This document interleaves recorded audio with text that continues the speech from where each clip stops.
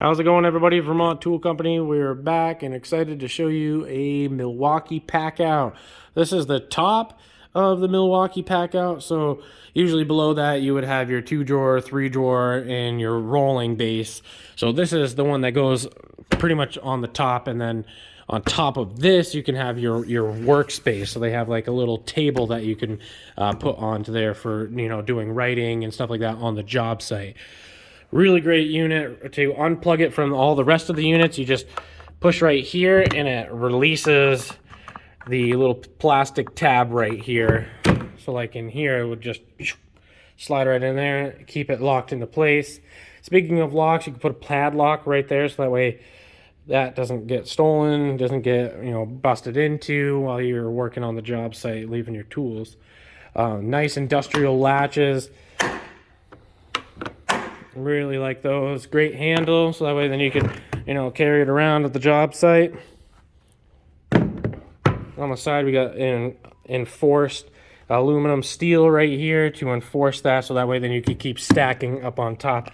Here's our part number for us, and let's get back to the round. We got the nice Milwaukee Packout logo right here. It's not a step, you guys. It's not a step. So let's pop this open again. Love those latches. Pop. And there we go. So one thing I gotta say is this is great.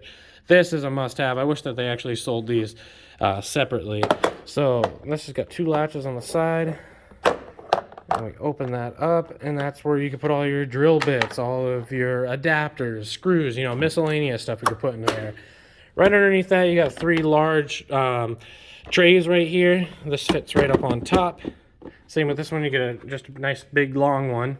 No dividers, but underneath that we get the dividers, and then that goes on top like that, and then you could keep your M18 tools or your M12 tools or a few batteries in here.